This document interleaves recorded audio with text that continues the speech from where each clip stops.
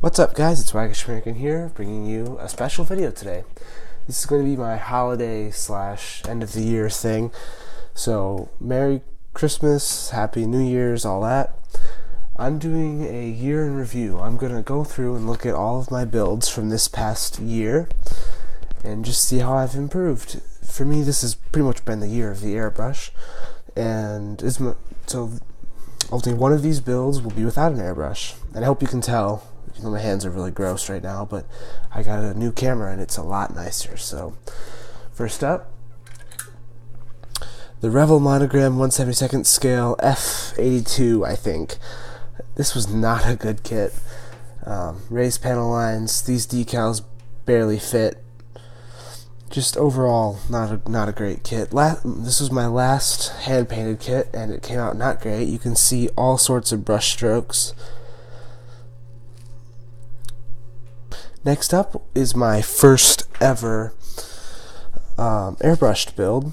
This was the Eastern Express D520.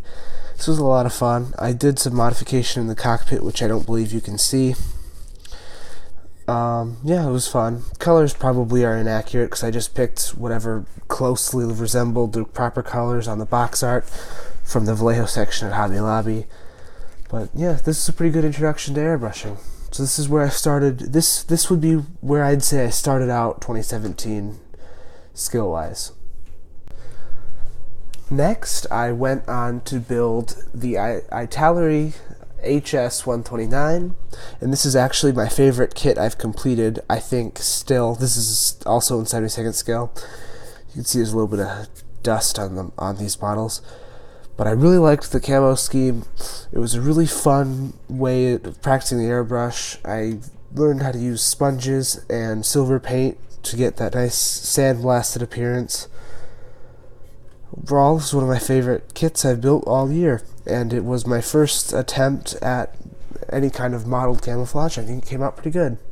So next up, once I finished the HS129, I wanted to try something silver, and I was doing a group build. So I did the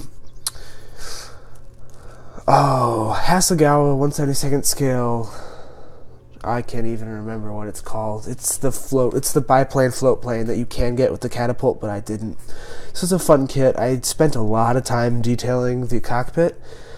As you can see, it departed from my shelf, and this is pretty much the largest chunk I've got left over, unfortunately. But if you want to see how I modified the cockpit, it's the most scratch building I've ever done. A lot of painting. My favorite cockpit I've done. Link in the description. But good kit. The Vallejo silver turned out nice. Next, I built Airfix's 1/72 scale FW190A-8.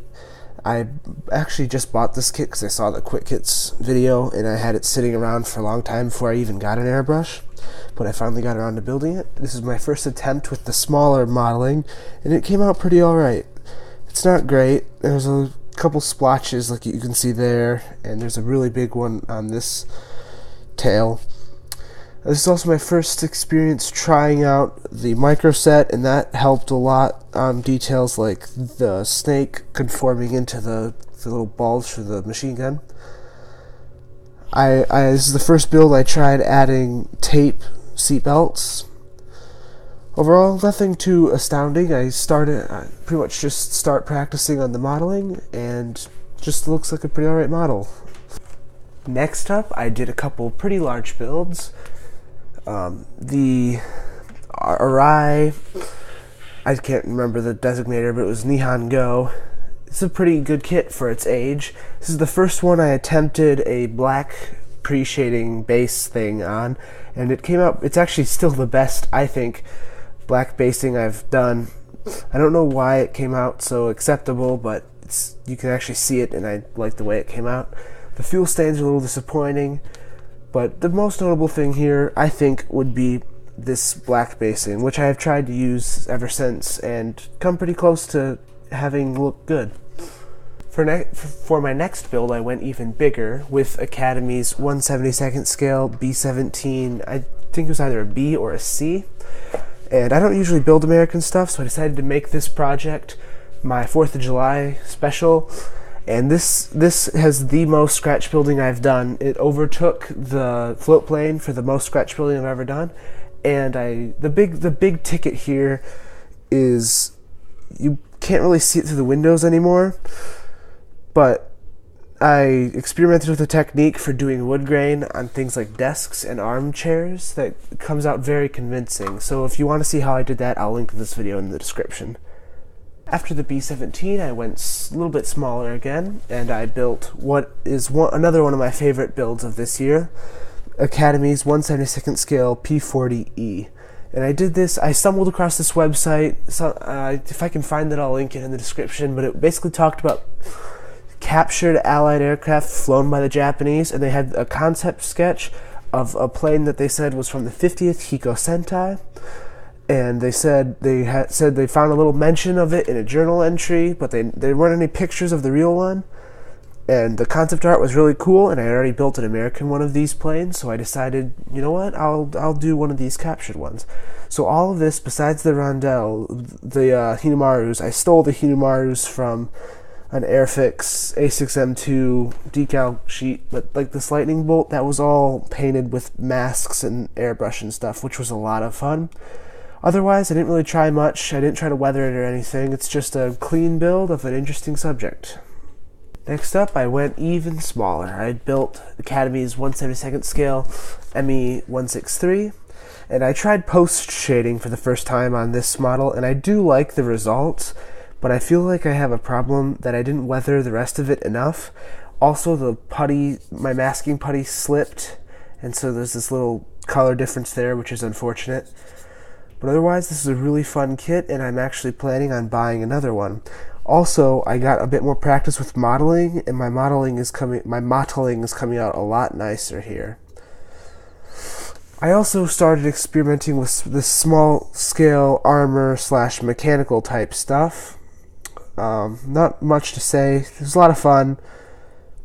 This is the first time I've really started using dry brushing for anything, also to accentuate the edges here, so that was fun. After that, I had this project, which was just, I don't remember exactly what I said about it in my reveal, but it was not a fun kit, and there wasn't enough just material in the kit to make a good build video, so I never did. I tried Doog's Models black basing technique. Didn't come out super great. I think after working with this technique a little bit more, I think my problem was that I didn't thin my paints enough, but yeah, I don't have a whole lot to say about this one. It's something I built. It's my first experiment with this technique. It's a pretty neat subject to just sit on my shelf, and that's about it. Next up comes another, I know I seem to have a lot of favorites, but this one is actually one of, like if I had to pick a top 3, this would be somewhere in it. The Revel ME 262, I don't remember it. I think A something. This was fun. I didn't do any like scratch building, but I did a lot of modification to make it better. For example, this is the first build I tried replacing the canopy on, so that the canopy came from another kit, so it was clearer. I did a lot of modification so that the gear well would be visible, which is my favorite part of the entire build. One of the biggest things, I experimented for the first time with some oil streak weathering, which it doesn't look great, but it's a start, I guess. Probably the most notable thing about this build, though, is this is the first decent modeling I've done without big spray marks or anything. And second, puttying. This is the first build I've done where my puttying has actually been good. Like, there used to be a big gap all along the spine and between these pods. It's all gone now. So this build, I would say, is most important to me because it taught me how to putty. Next up, I actually rushed this one to get done for the school year that was just starting. Airfix's 1/76 scale Stug 3. And this, I'm not going to say it's my favorite kit, but it was definitely my favorite build of the year. It was a really fun process all around. Cleaning it up, Replacing the gun barrel with this metal wire was quite the challenge. Fitting the USB in. And what I really like about this kit is I use this weekly, pretty much. So this is a project I did that actually has utility, and I use it frequently. And on top of that, it came out pretty good. This was also my first attempt with multi shades. I don't know what more to call it, but I used lightened colors on upper surfaces, and even though it didn't really come out super pronounced, at least on camera, I think it looks pretty good, and it was a fun experiment. Next up was this quick little build I did just for fun, because I picked up the kit for like $3 at a Barnes & Noble discount bin. This was the Bandai Machine Head little just collectible, I guess. I repainted it. It was extremely simple construction, but I repainted it, I weathered it. It wasn't anything too extreme on learning things, but I did experiment with the new kind of chipping that I'm a big fan of. I'm not sure what use I'd have for it in like real things, but if I ever do Gundam of any kind, I'll probably use it. It's this multicolored chipping, which really makes the chipping pop, I think, and look more three-dimensional. Next up was PM Models TA183 in 1/72nd scale. This was not. This was a terrible kit. If you need any more on that, I'll link the build in the description. But this is by far my least favorite kit I built the entire year. The gear have managed to stay up, even if they're getting a bit crooked. Rebels at Cloud9, I think it was, mentioned that his father, I think, built one of these and had the gear collapse not too long after he finished. So I was pretty worried about that, but it's still holding up for now. It's one of my least favorite finishes too. The only really redeeming factors, I think I've pretty much got the modeling down on 72nd scale, at least for my uses now. I think this is my best modeling so far, even if it is on this Luft 46 probably incorrectly colored aircraft.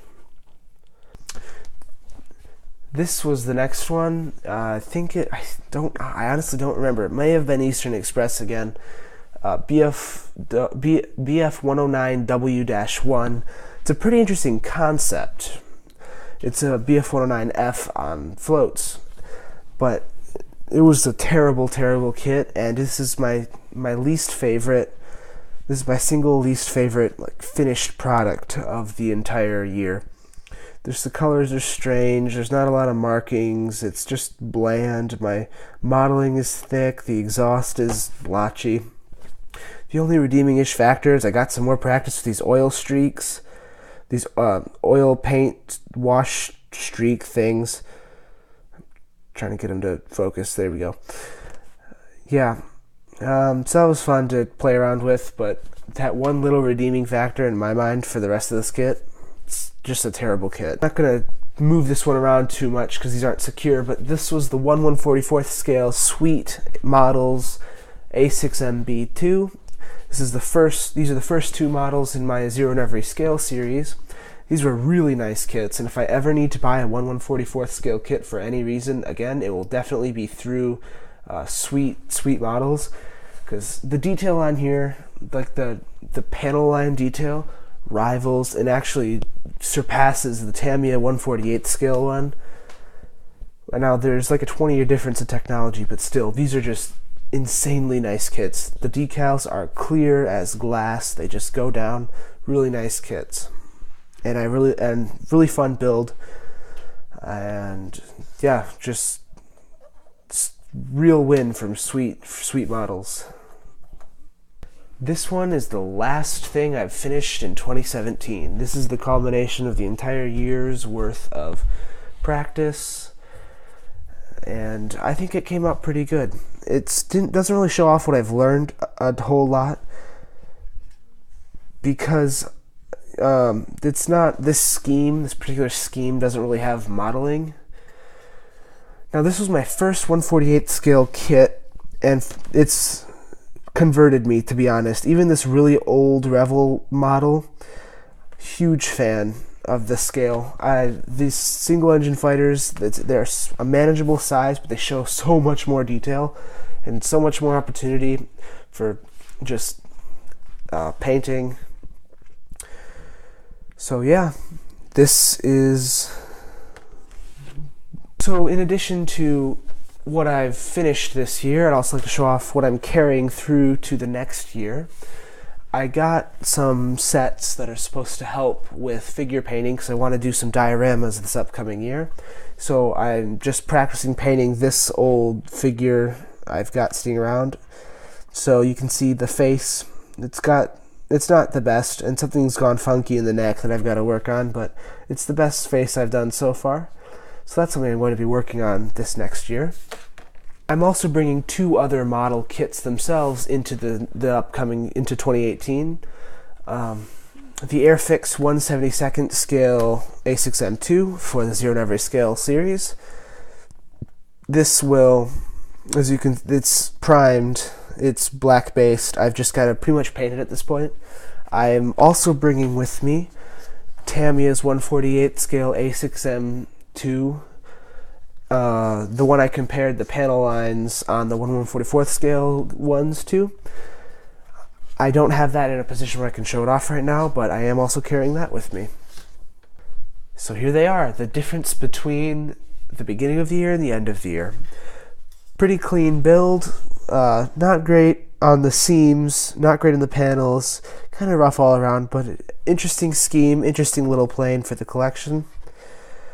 So this would have been probably late January of 2017. And this is late December of 2017. Bigger scale, I think better weathering, much better airbrushing. My decal application has improved. Yeah. So that's my year in review. I hope you guys have a happy New Year's and have a good modeling year coming up. See you next time.